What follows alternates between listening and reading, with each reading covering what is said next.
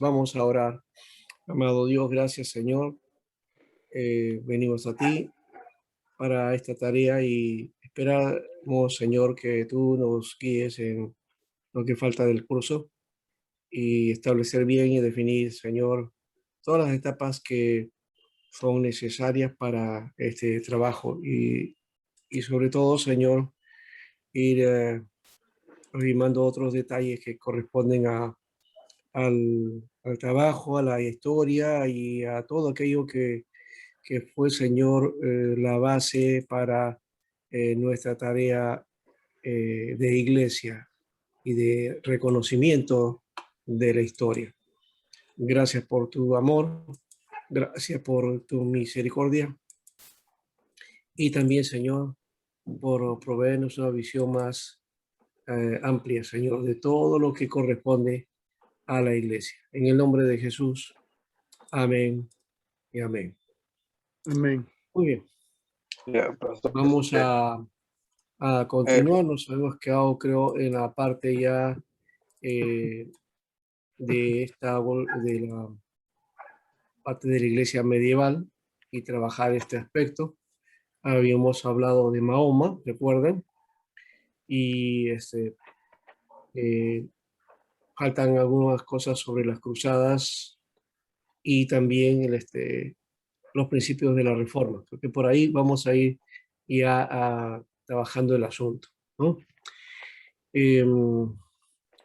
Dentro entonces de esta tarea ya hemos visto el crecimiento del papado y todo lo que corresponde a este mover y hay que denotar este aspecto. La Edad Media se plantea entonces una tendencia en cuanto a que la iglesia eh,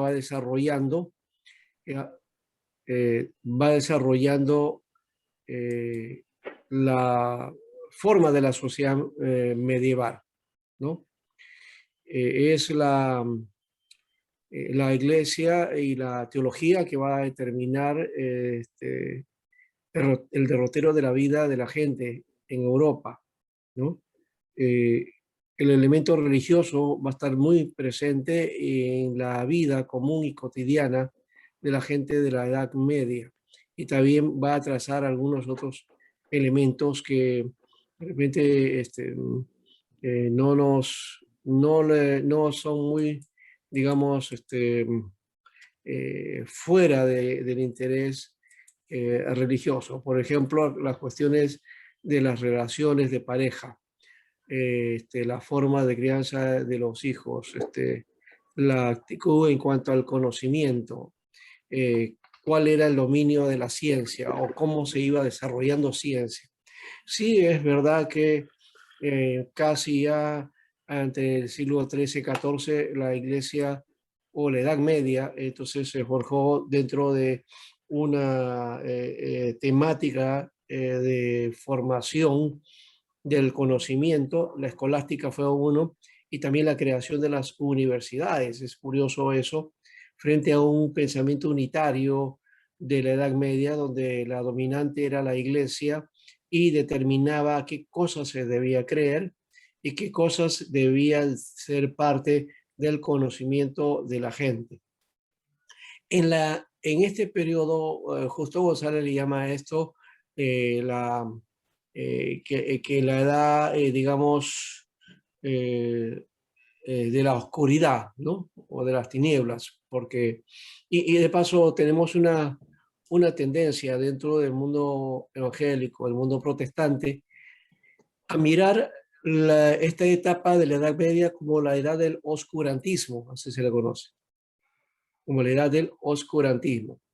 Era el juego de lo que es lo religioso, dominaba por la iglesia y que dominaba las conciencias y la manera de creencia y que había una práctica, digamos, de la fe, pero desde una perspectiva dominante, ¿no? De ahí se va forjando más adelante la vigilancia de esa fe por medio de una especie de, digamos, institución, ¿no? Que después se va celebrando oficialmente, que es lo que llamamos el Tribunal del Santo Oficio, o también llamado Inquisición, ¿no? Entonces ellos van a tener una fuerza en su momento, ¿no? Ah, pero ese es el legado dominante de la iglesia, ¿no? Ahora vamos a mirar entonces algo de lo que corresponde a nosotros eh, en cuanto a cómo va a desarrollar la iglesia con respecto a su situación y también frente a esta lucha de separación de iglesia con la de Roma y la iglesia oriental, y también este aspecto. Habíamos hablado del Islam de una manera, creo que fuerte, ¿no? Hay ya todo un elemento que estaba ahí. Inclusive vimos algunos aspectos de la vida y de la práctica y el arte dentro del mundo árabe o del mundo musulmán, ¿no? Dijimos que la cultura fue europea, fue afectada o digamos, se traen los elementos culturales del mundo árabe hacia el mundo europeo, ¿no? Una de las cosas que alguien mencionó era los cuentos de la mil y una noche. Los cuentos de la mil y una noche. Eso está basado en la historia de Sherazade, que es la obra que me olvidé de mencionar. O, bueno, no que me olvidé, sino no tenía el dato en la memoria, se me había olvidado. Y ahí Sherazade, cuando frente a este rey a la cual ella había sido escogida para pasar una noche con el rey, y este rey tenía la costumbre de, después de pasar la noche con, digamos, con una mujer de su harén, la mataba, ¿no? Entonces ella inventa una historia y comienza a contar cuentos, comienza a contarle cuentos. Entonces, de ahí se le deriva esa historia del cuento de las mil y una noches, ¿no? Entonces ella va contando tanto cuentos que al final le perdona la vida, ¿no? Y Sherazade, bueno, se libra de eso. Bueno, esa es una historia que viene de esa época y que parece una cuestión. Ahí está lo de Alibaba y los 40 ladrones y toda esa historia, ¿no? Muy bien. Entonces, pero luego de todo, a la vez que se está dando este asunto, ¿no? Del movimiento de invasión musulmán, también se va forjando en Europa un movimiento que es el deseo de buscar reagrupar, o como diríamos, revivir, ¿no? El Imperio Romano, ¿no? No era tanto exactamente con generaciones que venían de los anteriores gobernantes romanos, no. Esto eh, se comenzó a buscar, digamos, en diferentes formas, ¿ya? La idea de organizar el Imperio Romano. Esto se le conoció como el Santo Imperio Romano, ¿no? ¿No? Este, eh, Desde esa perspectiva también se plantea entonces esa revivir, pero que eh, se le dominaba el Imperio Romano o el Sacro Imperio Romano, ¿no? Ese es ¿ya? En forma común, ¿no? Se le conocía así. Y hemos dicho, no es exactamente el Imperio Romano, pero está inspirado en él, ¿ya?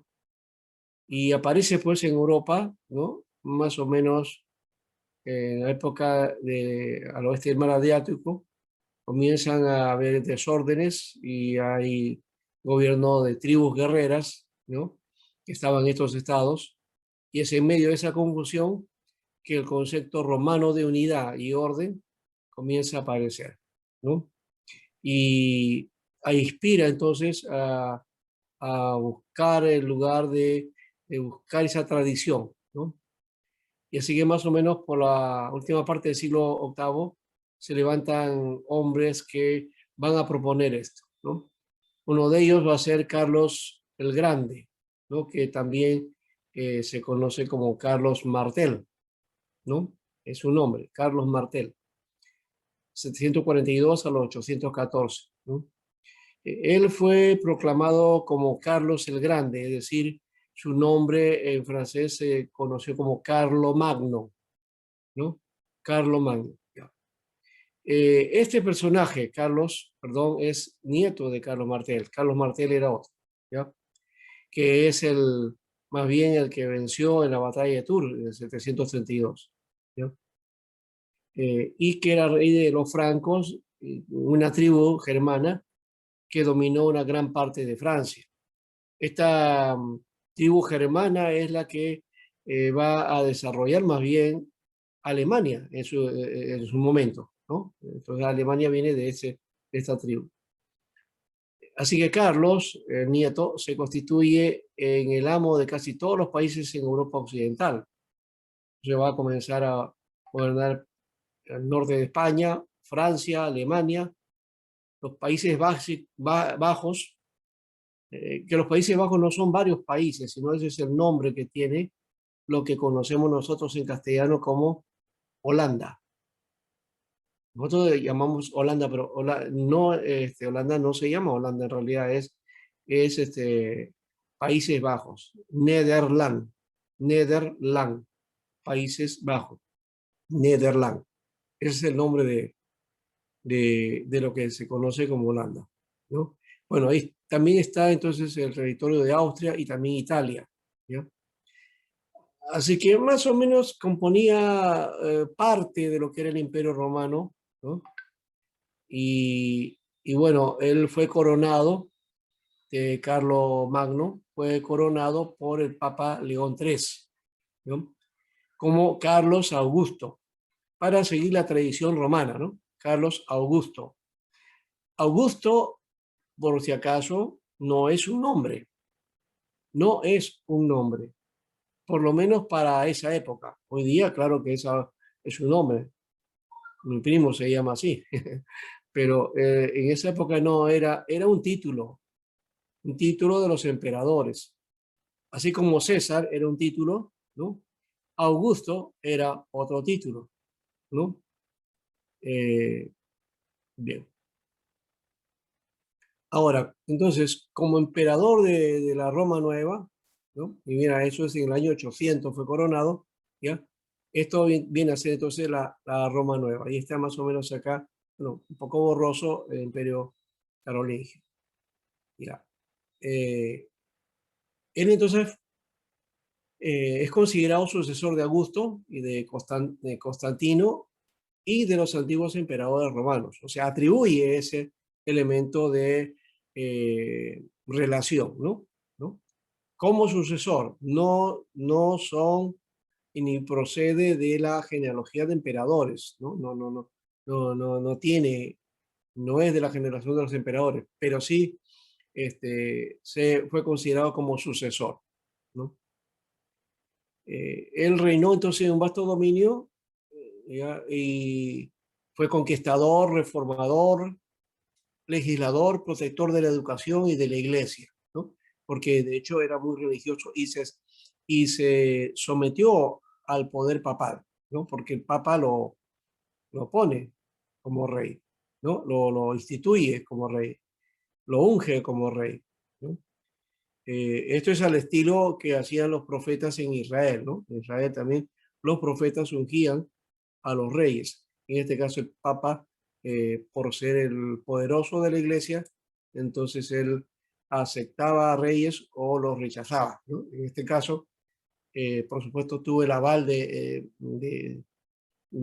papado y gobernó, pues, y tuvo dominio por ese motivo, ¿no? Reinó por un territorio vasto, ¿no? Con mucho poder, y bueno, también algunos son reconocidos de que tuvo mucha sabiduría. Pero este hombre, en teoría, él propuso entonces ese imperio y que durara muchos, ¿no? Durara mucho tiempo. Y algunos dicen que duró por espacio de 1000 años, ¿ya? Pero en realidad no fue así, ¿no? Fue un corto tiempo, ¿ya? Que tuvo el dominio real en Europa, ¿ya? ¿Por qué? Porque sus descendientes no tuvieron la capacidad de continuar esa tarea, ¿no? Ya hace 1000 años, pues tenía que haber pasado una buena cantidad de sus descendientes, ¿no? Y quizás hasta cientos de descendientes, pero no ha sido así. Por otro lado, también la dificultad del idioma, porque habían diferentes estados, ¿no? Y cada estado con su propia lengua, ¿no? Otro conflicto que se dio para la no perseverancia, esa continuidad del imperio, fueron los conflictos nacionales que se dieron, o sea, o conflictos regionales, ¿no? Cada lugar de este imperio. Así que esto hizo que la autoridad del Santo Imperio Romano o Germano fuese limitado principalmente al oeste del Rin, ¿no? Eso es por Alemania. En Alemania los estados menores llegaron a ser prácticamente independientes y guerreaban entre ellos, ¿ya? Y la mayor parte del tiempo solo solo era el dominio nominal del emperador, ¿no? Y el emperador, de alguna manera, era reconocido como jefe del cristianismo europeo y en Francia, Inglaterra y los estados escandinavos, ¿ya? Era honrado, pero no obedecido, ¿no? Entonces no tenía esa autoridad. Entonces su autoridad se limitó, ¿no? A Alemania y a pequeñas escalas a Italia, ¿ya? Entonces, ese imperio llamado germano, o imperio también carolingio, por Carlomagno, después de muchas sucesiones, ¿no? De Carlomagno, ¿no? De sucesores de Carlomagno, perdieron el trono y el emperador fue elegido por un grupo de 7 príncipes de los 54 emperadores que habían, ¿no? En toda este territorio. Y se puede mencionar entonces que unos cuantos, ¿no? Uno de los más grandes fue entonces este, Carlomagno, llamado Enrique, ¿no? Que empezó la restauración del imperio que había decaído. Pero su hijo Otto I, ¿no? Aún cuando no fue coronado, ¿no? Hasta el 951, a él se le considera como el fundador del Imperio Germano, ¿no? Entonces Otto viene a ser el fundador del Imperio Germano, de la zona de Alemania, hemos dicho. Distinto del romano, ¿no? Distinto a aquello que había impuesto Carlomagno. Y aquí hay un personaje interesante que fue eh, Federico Barbarroja, ¿no? Federico Barbarroja posiblemente era este, este tipo de personas que tenían el cabello rojo, ¿no? Pelirrojo, ¿no? ¿No? Eh, pero tenía la barba profusa, entonces por eso le llamaban Federico Barbarroja. El más poderoso en la sucesión de emperadores, sería el más estudiado de alguna manera, ¿no? Él participó en la Tercera Cruzada, pero se ahogó en Asia Menor y su muerte condujo al fracaso de esa expedición, ¿no? Eh, Ahora, Federico II, que viene a ser el nieto de Barbarroja, ¿ya? Llamado La Maravilla y Enigma de la Historia, Rodolfo de Habsburgo, también fundador de la Casa de Austria, que va a ser una casa de reyes después, posteriormente, ¿no? Carlos V, aquí aparece, emperador al principio de la Reforma, que era gobernante hereditario de Austria, ¿no? De España y de los Países Bajos, ¿no? Es decir, de Holanda. Carlos V, de paso, no sabía castellano, pero era el rey de España, ¿no? Bueno, hizo lo mejor que pudo, pero sin éxito para sostener todos los países que estaban bajo su dominio, ¿ya? Dentro de lo que era la religión católica. Por muchos siglos durante la historia temprana del imperio hubo fuerte rivalidad y algunas veces también las guerras entre los emperadores y los papas, ¿ya? Algunos emperadores luchaban por gobernar la iglesia y los papas también dominaban luchaban por el dominio de los imperios, ¿no? ¿Ya? Es el caso, por ejemplo, de Gregorio VII, el que ya habíamos mencionado, y Lebrando, un papa que también era una especie de guerrero. En una época obligó la sumisión de un emperador y como Inocencio III ponía y quitaba emperadores y reyes, pero la lucha fue menos vigorosa y cesó después de la reforma, ¿no? Inocencio III era otro. O sea, esa característica que tuvo de paso algunos papas, ¿no? De poner y quitar reyes a su propio criterio, ¿no? Porque de paso eran pues representantes de Dios, ¿no? Esa era la idea y ha quedado todavía esa característica, ¿no? Que el Papa es representante de Dios en la tierra.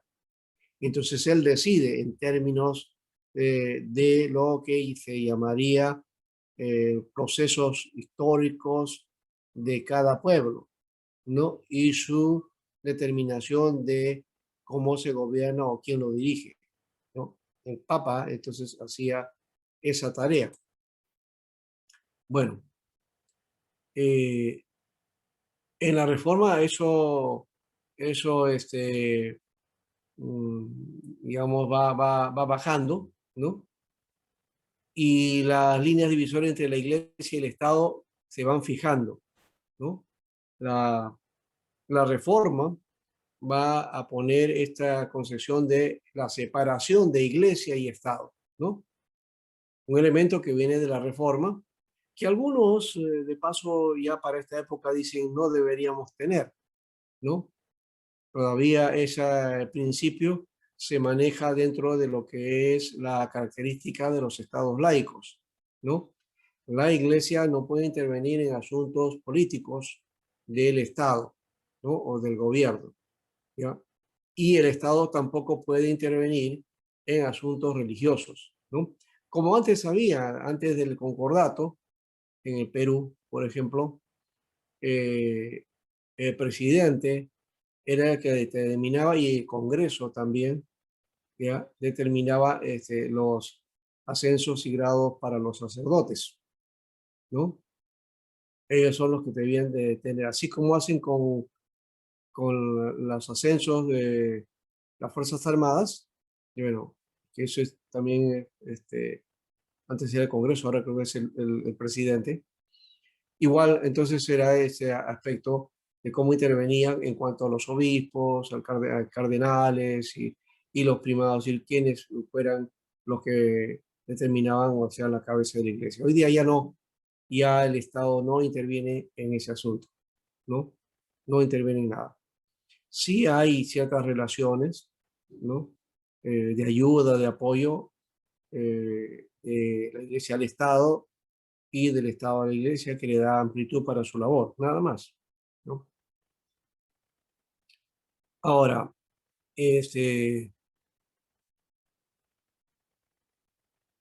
cuando el Reino de Austria se hizo más importante, los emperadores se ocupaban mucho más de sus dominios hereditarios y muchos estados del imperio llegaron a ser prácticamente independientes hasta que el título de emperador se deja de usar, ¿no? Pierde su significado, ¿no?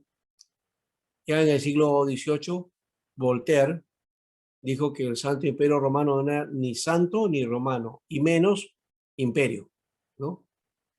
Porque no tenía pues ese dominio tan férreo que tuvo Roma en su momento.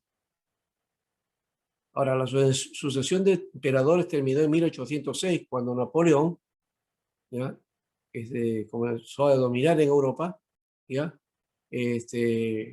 obliga a renunciar al título de emperador del Santo Imperio Romano, ¿ya? Y a Francisco II, ¿no? Eso es lo que hace Napoleón.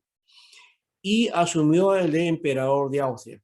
Se estaba limitado solamente a Austria. No tenía nada que ver con, entonces, con el hecho del Imperio Romano que no existía.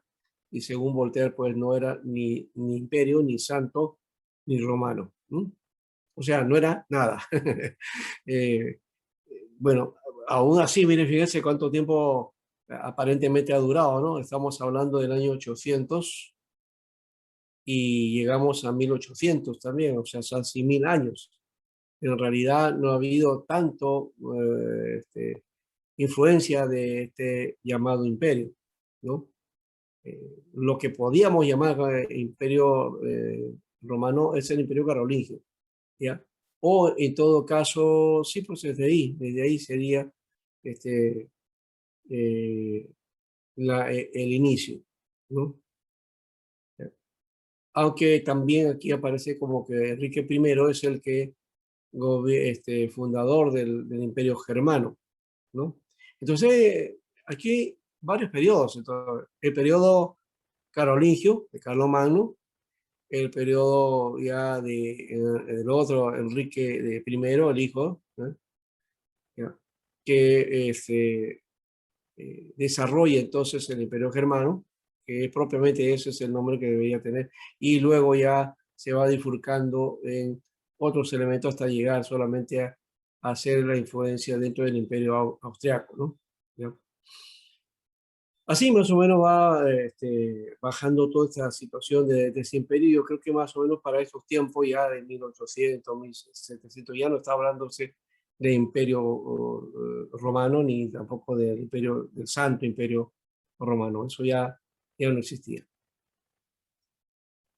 Bien, eso en cuanto más o menos para vernos algo de esta historia, que aquí hay luchas también religiosas, pero todavía había el dominio de la Iglesia Católica, como se dan cuenta ustedes, ¿no?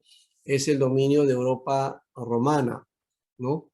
Al elevar otra vez el espíritu de la visión de un imperio romano, entonces surge también la fuerza religiosa también a la par, ¿no? Y que va dominando también esos sectores.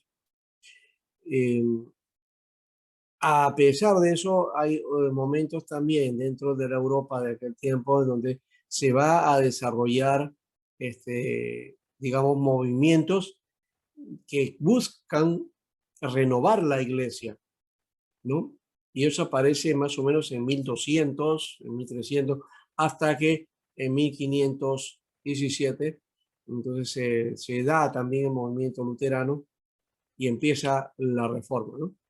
Pero algunos piensan que todo fue solamente la reforma. No, esto es un movimiento que va hacia atrás, o sea, son 300 años más o menos de luchas, de la búsqueda de cambiar y de darle otro perfil a la iglesia, de volverla pues cristiana verdadera, ¿no? Eso ya está más adelante.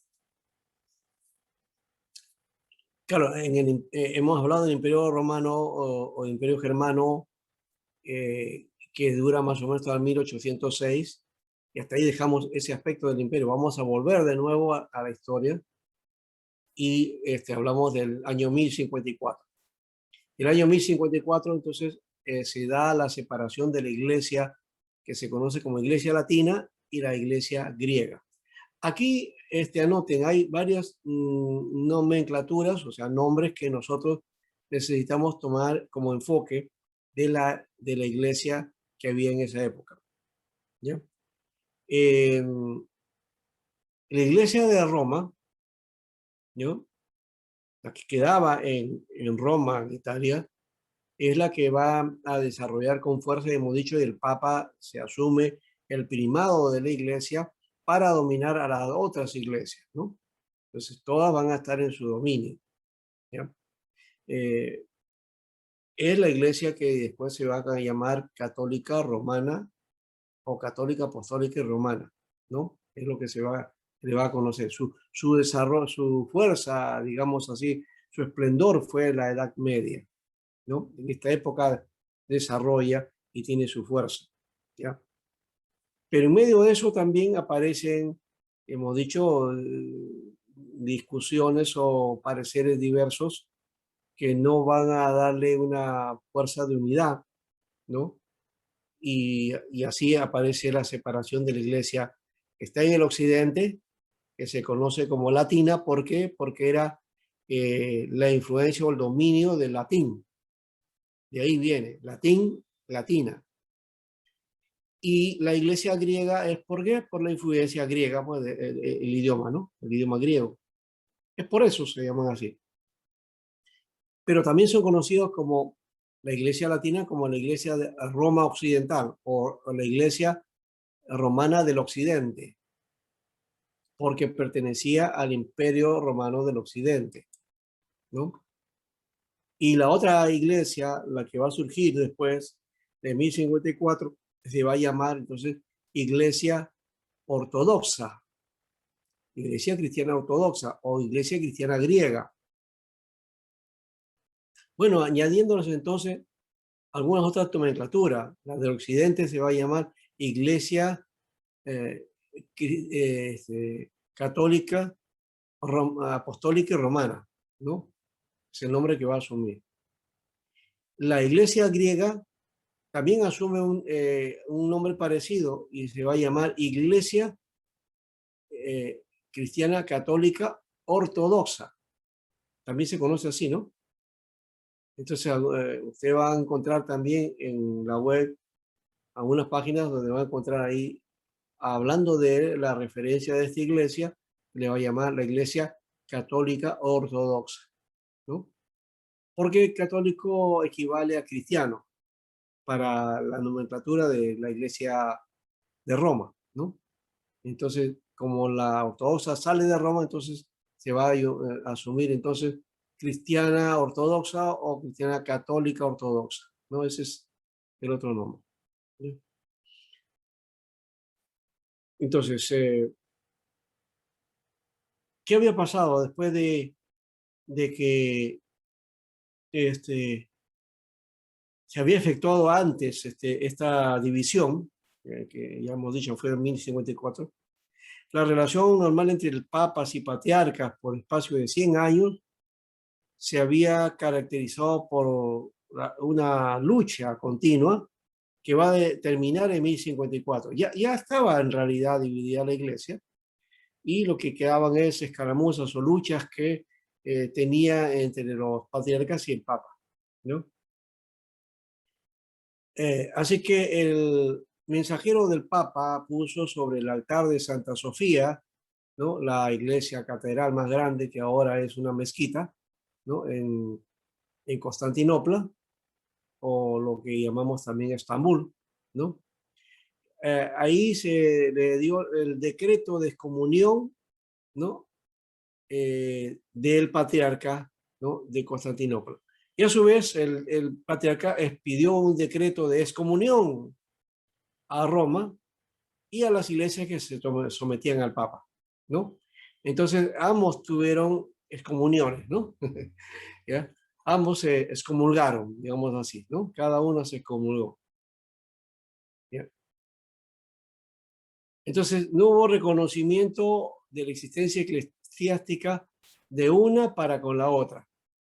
Entonces la Iglesia Católica Ortodoxa desconocía a la Iglesia Católica Romana y la Iglesia Católica Romana desconocía a la Iglesia Católica Ortodoxa, ¿no? Para conocerla mejor vamos a hablar de ortodoxia, ¿ya? Y de Iglesia Romana, ¿no? Nada más. Entonces,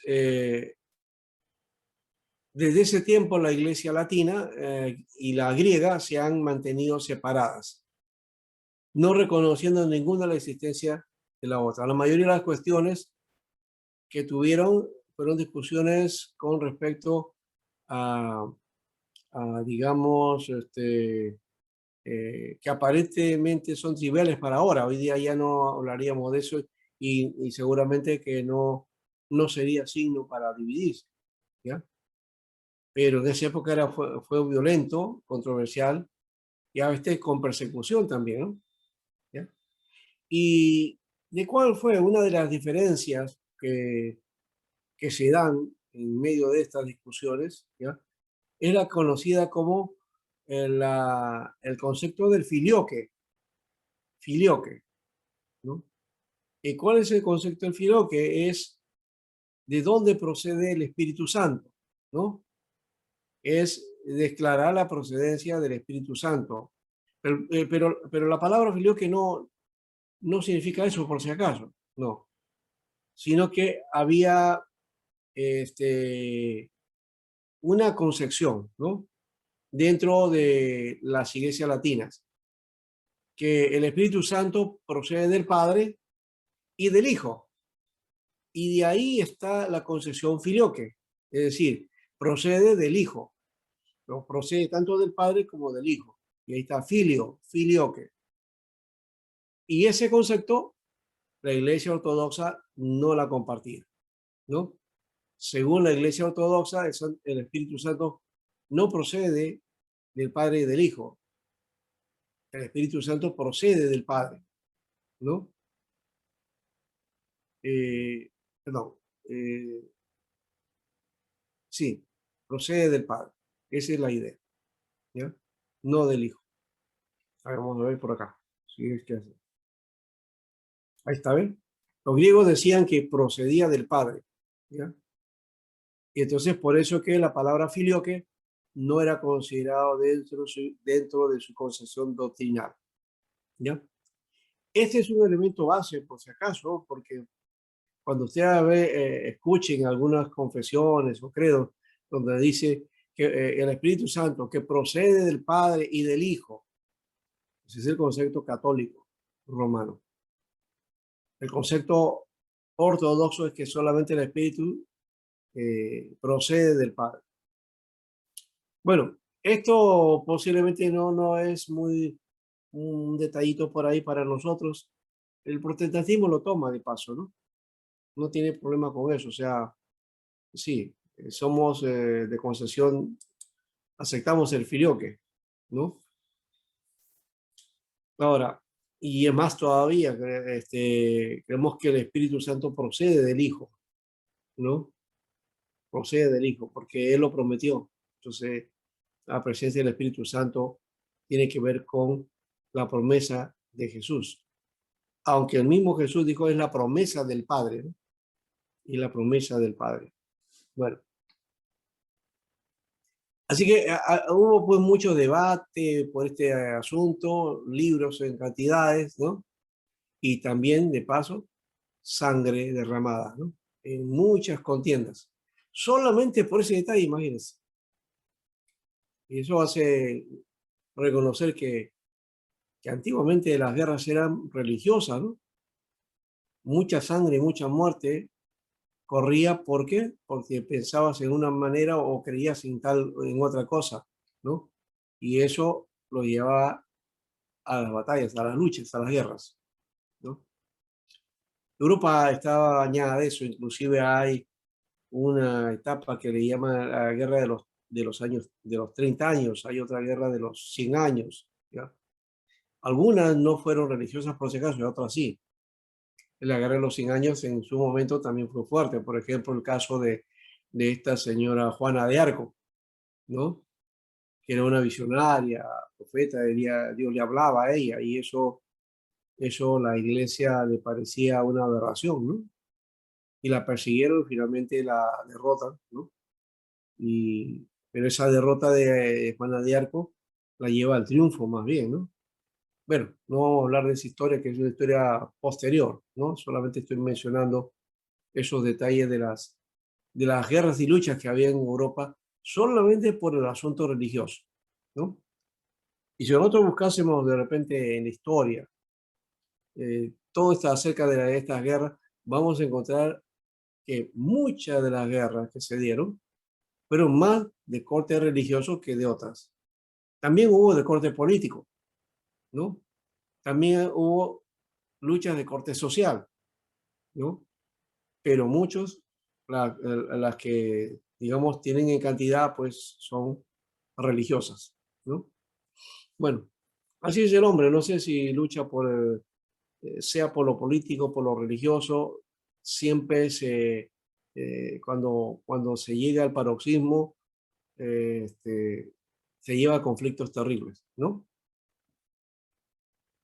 Bien, en las ceremonias de la iglesia, diferentes usos llegaron a ser costumbres en el Oriente y Occidente. Y estas costumbres fueron formuladas en leyes, ¿no? En normas. Muchas cosas de la iglesia, por lo menos del Occidente y también del Oriente, son formulaciones que vienen de las tradiciones o de las costumbres de la gente que luego se hacen leyes. Por ejemplo, el asunto del matrimonio de los sacerdotes, que fue prohibido en la iglesia occidental, ¿no? Pero sí fue tomado en cuenta en el Oriente, ¿no? En el Oriente hasta hoy día los sacerdotes o ministros pueden casarse. También hay ministros que, digamos, hacen voto, ¿no? De castidad y voto ¿cómo le llaman esto? Um, bueno, de soltería, ¿no? Eso es celibato, ¿no? Eso en Roma es sí impuesto, ¿no? Es una norma, una ley, ¿no? Todo sacerdote debe ser célibe, no puede casarse. Al día que un sacerdote escoja casarse, tiene que pedir permiso especial para casarse y ya no puede ministrar. Sigue siendo sacerdote porque según dicen ellos, el don y el oficio no se lo pueden quitar, ¿no? Porque es intransferible, ¿ya? Entonces, pero ya no puede ministrar, ¿no? Porque está casado, ¿no? Eso hay un movimiento, creo que en Europa, donde hay sacerdotes casados que hacen ministración y hacen misa, ¿no? Que para la Iglesia de Roma, pues no tiene valor, ¿no? Porque para ellos el asunto del culto y la misa tiene que ser por un ministro o un sacerdote oficiado y también con lo que llamaríamos la autoridad, ¿no? La autoridad de la iglesia, o sea, un sacerdote que corresponde y que tenga entonces ese elemento de haber sido ordenado, ¿ya? Y está en función y que cumple con todas las normas y requisitos de la iglesia. Entonces, entonces las iglesias griegas, todo sacerdote del pueblo que lleva el título de papa equivalente a padre entre los católicos romanos, debe ser hombre casado, ¿no? Entonces, el sacerdote que viene a ser el párroco aquí, ¿no? Para la transferencia, digamos, o paralelo, ¿no? ¿Ya? El que es el párroco, entonces, debe ser casado, ¿no?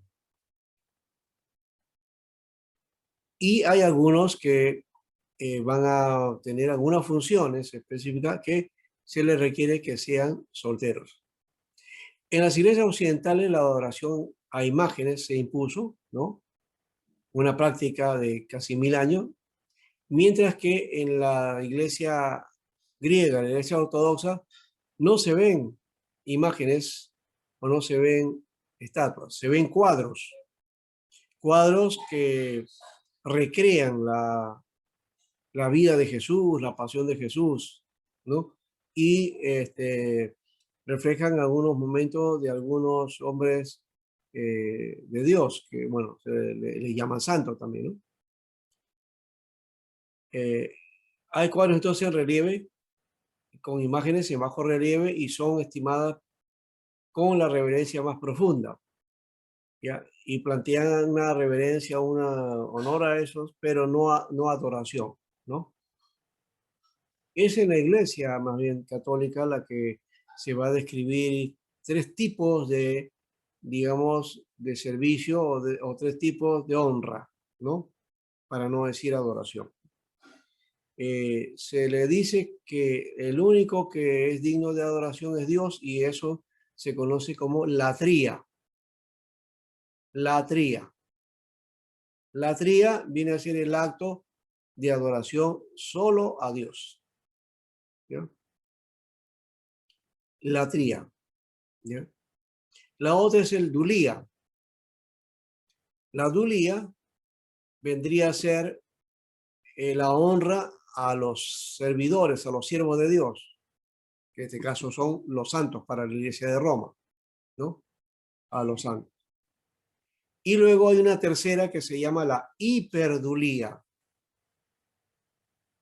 Y la hiperdulía, entonces, es una práctica y una actitud del católico ya que le da a María, ya, por ser la madre de Jesús, y que la hiperdulía es mayor que la duría en ese caso, ¿no?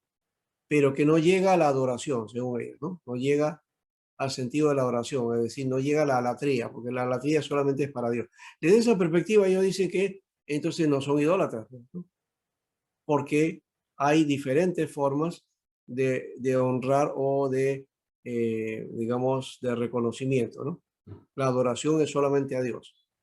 En la práctica, eso es, digamos, los conceptos, pero en la práctica los fieles confunden las cosas, ¿no? No hay una diferencia para ellos y lo que corresponde a la adoración a Dios a veces se la pasa a a los siervos y también a María, y es más todavía, ¿no?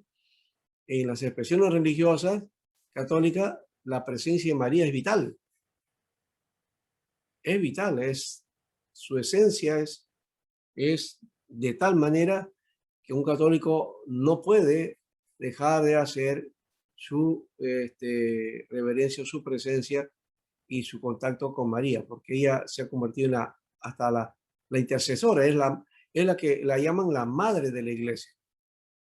Y en la práctica será divinizado. Más allá de que no, que nosotros no hacemos adoración, hacemos hiperdulía.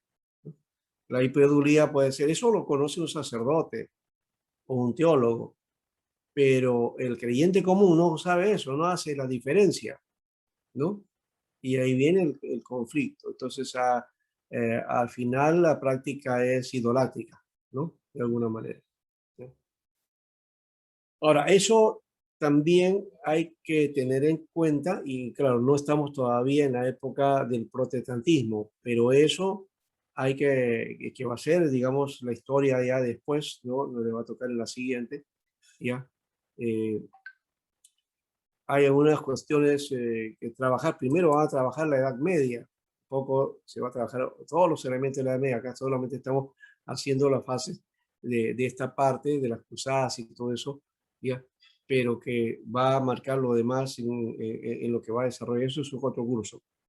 Pero de todas maneras, la iglesia en este tiempo como que también ha llegado, y no está escrito, pero en su práctica hay elementos de adoración que corresponden a Dios, ¿ya? Pero que le rinden pues al ministro o también a algunos elementos, ¿no? Por ejemplo, uno de los elementos que nosotros no lo usamos como adoración, pero le damos un corte sacralizador o sí, pues, sagrado, le damos un carácter sagrado. Por ejemplo, nuestra Biblia, ¿no? Ya Papa, cuando llega este elemento de que la Biblia como centro, entonces ellos dicen que los protestantes se han cambiado al Papa por el Papa de papel, ¿no? A la Biblia le llamarían el Papa de papel, ¿no? O sea, quien determina las creencias y todo lo demás es la Biblia, ¿no? En la Iglesia Católica es el Papa. Esa es una. Y luego hay otros elementos, ¿no? Que ya Mackay hablaba de la idolatría en la Iglesia, ¿no? Ídolos en la iglesia, eso ya hay elementos ya que tienen que ver con una autocrítica hacia la iglesia, ¿no? Hoy más que nunca, incluso en algunos movimientos hay este aspecto y, por ejemplo, el pastor ungido, el predicador ungido, o el que tiene el poder, ¿no? O el que tiene el carisma, o que tiene los dones, o que se manifiesta esto, el otro, entonces hay una tendencia hacia eso, o simplemente al hecho de sacralizar el ministerio, ¿no? ¿No? El, el don, el carisma lo tiene el pastor, entonces hay que recurrir a él y Él es el único que tiene la capacidad de orar por nosotros, ¿no? Así un estilo, como dice la Biblia, que hay que llamar a los ancianos para la oración de sanidad, ya. Igual entonces el que tiene la autoridad, entonces tiene el poder, ¿no? Tiene aquello sobrenatural de Dios, entonces ese poder ya lo hace más cercano a Dios, según algunos. Y entonces tienen esa idea, ¿no? Ya, entonces voy a ir donde el pastor para pedirle la oración, para que él ore por mí. Entonces, pero el diácono puede orar, el anciano también puede orar, pero no, le piden al pastor. Entonces ahí ya le dan un carácter de sacralización o de endiosamiento al ministerio, sin querer, depende ya de lo que diga el pastor tiene que guiar, el pastor va a decir, el pastor me dijo esto, el pastor me dijo aquello. No, lo que debe ser en el creyente es qué me dice la Biblia, qué dice la palabra. Y el pastor también tiene que guiar hacia eso. No es el valor de la palabra del pastor, sino el valor es la palabra de Dios, ¿no? Entonces eso también hay que ir corrigiendo poco a poco. Bueno, quizás no se vea dentro del mundo presbiteriano ese elemento, aunque podía haber en algunos casos. Se ve más en el pentecostalismo y en el carismatismo. Ahí sí se ve mucho de esa faceta, ¿no? Desde el endorsamiento del ministerio. Pero hay otro elemento que sí creo que hay que tener cuidado. Es el aspecto de cómo asumimos la teología. La teología se la toma como el supremo elemento. O sea, lo teológico es lo que me va a indicar. Y sin teología no camino, ¿no? Entonces, como sin querer, a veces mi postura teológica va a dominar y va a ser mi Dios.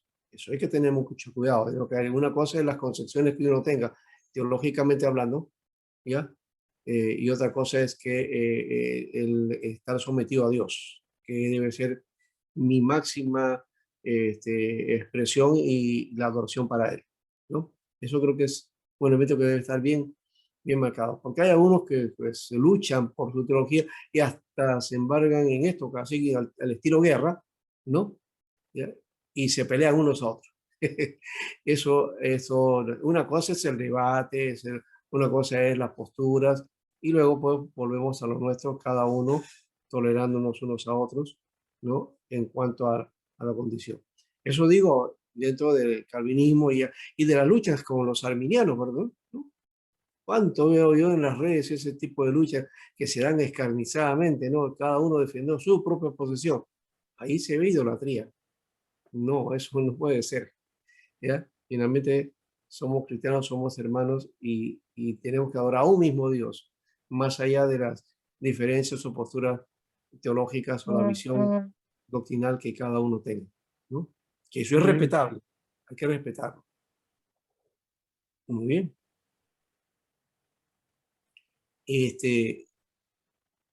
Algo más para ir terminando esta parte. Nos hemos quedado aquí en el aspecto de doctrinal, ¿no? ¿No? Entonces, esas diferencias que hay entre el Oriente y el Occidente. ¿Ya? Otro elemento que está aquí es el de la misa, el servicio del pan sin levadura, ¿no? La hostia, que es usada en las iglesias católicas romanas, ¿no? Usan un elemento específico, ¿no? Preparado especialmente para eso, para el acto mismo, para el sacramento, que para ellos es fundamental. Son que sacramentalistas. ¿Bien? En cambio, en la iglesia griega la comunión se distribuye como el pan común, así como nosotros, ¿no? Es un pan común, ¿no? Y como protesta contra la observancia judía del séptimo día, surge la práctica del ayuno en sábado en el occidente, ¿ya?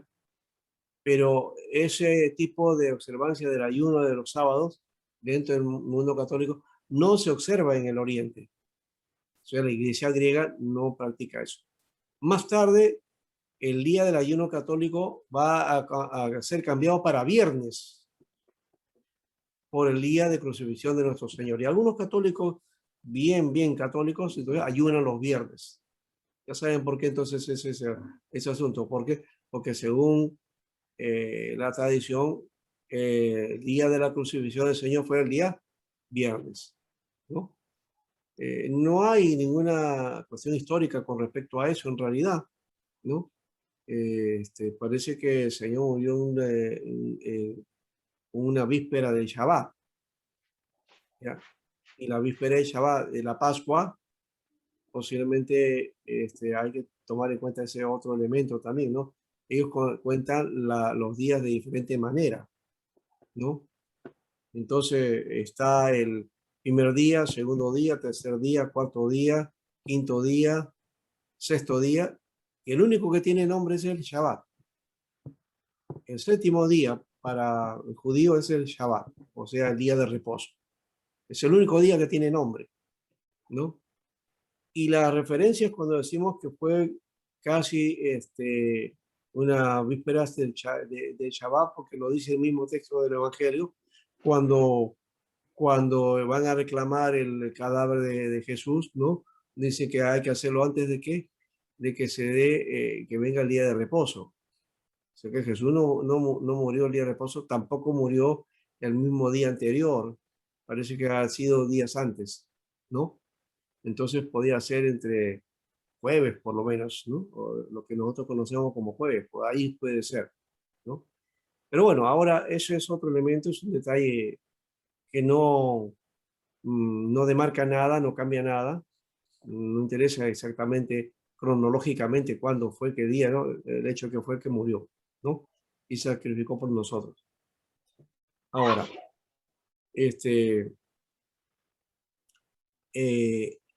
hay diferencias profundas de ceremonias que causan la separación de la Iglesia latina y griega, que fue la causa política de la independencia de Europa del trono de Constantinopla, ¿no?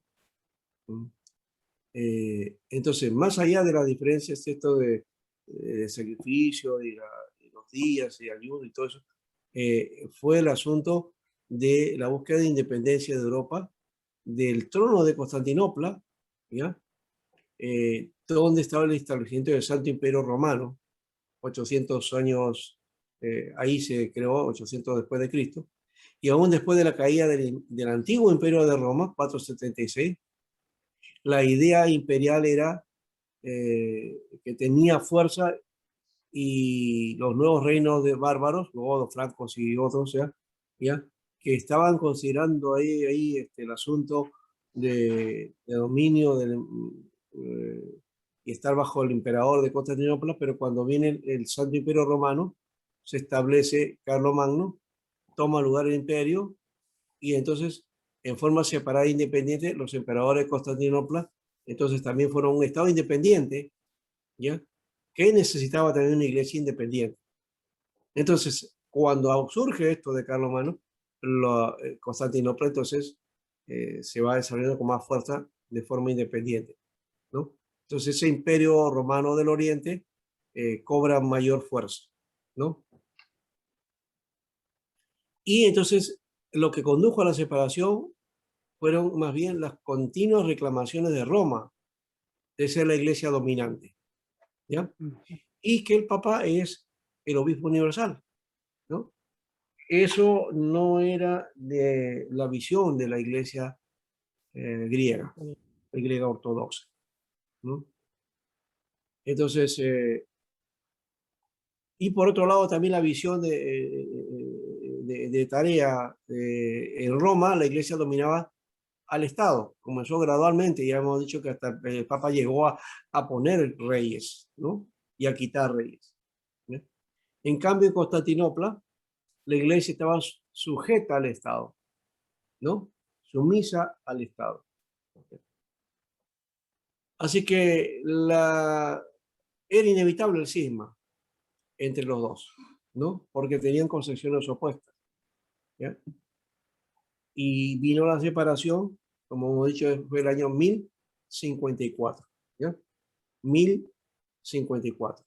Hasta ahí llega entonces esto y ya se divide por completo. Entonces, la iglesia, en cuanto a la iglesia, porque en cuanto al imperio ya había sido dividido.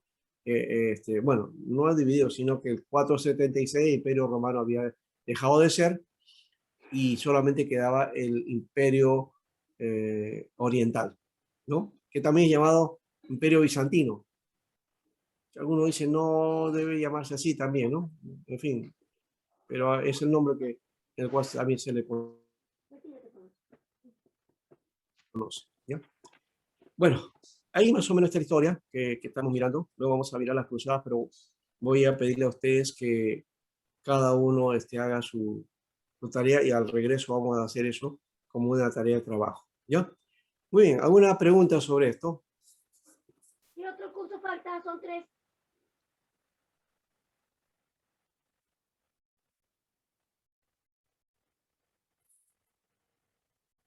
¿Alguna pregunta que surja de toda esta etapa de la historia?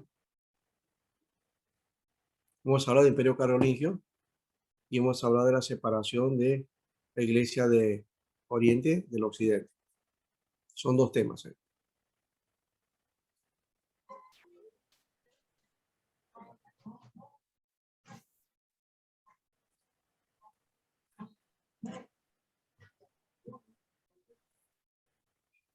Muy bien. Entonces, ¿no hay preguntas? Estás jugando, ¿no? ¿Aló? ¿Alexis? Ah, perdón, pasa. ¿Cómo está prendido? Ah, ya, yo pensé que ibas a hablar ahí. ¿Qué me pasa? Bueno, parece que nadie se anima hoy día. O sea, perdón, ¿cuál era la consulta? No, no llegué a escuchar bien. Ah, ¿Cuál era la pregunta, profesor? ¿Qué está pidiendo? no, si tienen alguna pregunta de esta etapa. Ah, ok.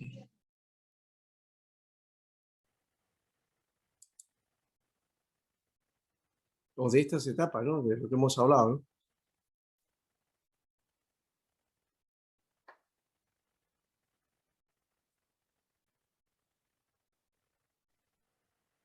Es una historia que aparentemente no es ajena porque ocurrió en Europa, pero es parte de la historia de la iglesia. Y uno dice, bueno, eso es la iglesia de Roma. No, es parte de la historia de la iglesia, porque eso era la iglesia en ese momento, ¿ya? Claro, El pero entonces, protestantismo empieza en el siglo XVI y esa es Claro. otra historia. Sí, Entonces, profesor, esto vendría a ser parte de bueno, también en teoría de nuestra historia como el protestantismo, ¿no? Porque sale después de, ¿no? O sea, esto fue primero. claro, esto es antes de todo lo que en Europa se va desarrollando después, ¿no? Con el Renacimiento, la modernidad y todo eso, y cómo influencia el protestantismo en Europa, ¿no? Entonces, vamos a una consulta. El protestantismo, entonces, solamente no aceptaba lo que era el forma de interpretación de la Biblia, y a eso se basaba lo que es el tema del protesta, ¿no? O también Sí, hace, básicamente ¿no? era la Biblia y el papado, ¿no? Esos fueron los Ujú. dos elementos, sí. Ah, se impactó mucho. Después, en la cuestión doctrinal, igual, era igual. claro, pero en el caso del protestantismo no solamente es el tema del papado y esto, también el tema de las bulas, el tema del cobro por el perdón de los pecados. Las Bueno, yo indulgencias, creo que más claro, adelante lo vamos a ver mucho más, ¿no? claro, Pero claro, las las indulgencias. tesis que pone Lutero, claro, entonces lo que pone Lutero son puntos bien radicales en cuanto a la diferencia entre la Iglesia Católica y la Iglesia Protestante. Pero no son doctrinales, no son Eh, doctrinales. O sea, son en cuanto a no aceptar la jerarquía de la iglesia, es decir, la autoridad, y el otro elemento es volver a la escritura que estaba cerrada y exclusiva para los sacerdotes, y lo otro es las prácticas que tenían, ¿no? Sobre las indulgencias y los aportes y cómo era la cuestión de la simonía, ¿no? Con sí, respecto claro. al don, ¿no? El carisma se vendía de esa manera. O sea, esa fue la cuestión. Luego ya el asunto de la doctrina, no, ¿no? Básicamente Lutero tiene la misma doctrina que la Iglesia Católica.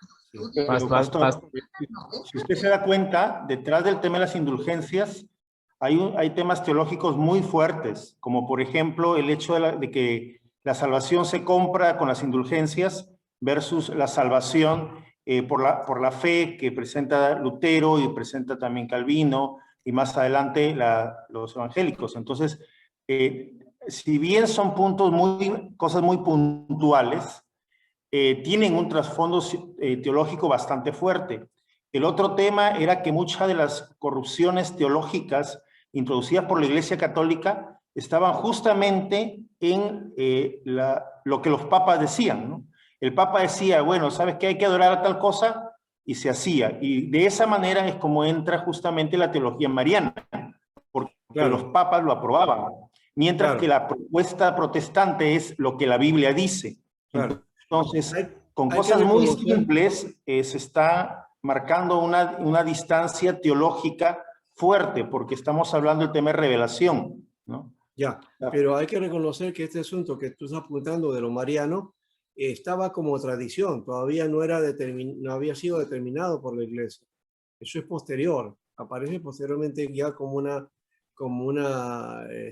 perspectiva teológica y doctrinal. Pero Claro, eso se genera, pastor, por una reacción a la reforma y porque sí, tienen que enfatizar bien justamente por la crítica protestante contra la Iglesia Católica. claro. Pero ya desde más o menos los 800, si no me equivoco la fecha, aproximadamente un poco antes, un poco después, antes de la separación de ortodoxos y católicos, ya prácticamente no era quizás un discurso teológico abierto, pero era una práctica que era, digamos, la doctrina práctica de la Iglesia, ¿no? Tanto es así que en varios escritos estaba por encima María que Cristo mismo, ¿no? Por eso te digo, para regular eso se propuso pues la dulía, la latría, la dulía y la hiperdulía. Eso Claro. fue como un elemento para equilibrar el asunto, ¿no?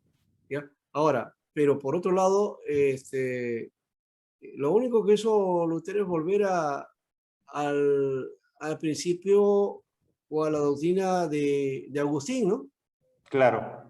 O sea, no inventaron nada, o sea, eso de la justificación de la fe no fue una novedad o descubrimiento, no. Claro, Eso o sea, fue, lo digamos toman que de fue Agustín. volver un poco al tiempo, como usted lo dice, porque los protestantes nos basamos en la doctrina de San Agustín, y básicamente es volver a la Biblia, ¿no? San Agustín se basó en la Biblia, todo el tema que desarrolló él se basó en la Biblia. Más bien San Jerónimo es el que comienza a ser la parte en la cual los católicos se basarían, que tiene que ver mucho con la intromisión de María en los ángeles.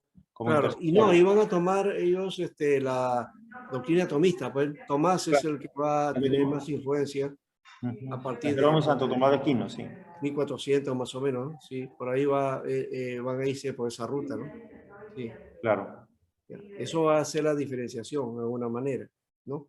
Pero yo te decía, Lutero, en el sentido de que no era la diferencia porque inclusive ahora hay acercamiento porque justamente la cuestión doctrinal ahí está, ¿no? O sea, por ejemplo, la comunión la aceptan, ¿no? Entre ellos, ¿no? Un sacerdote católico puede ministrar la cena y no hay problema.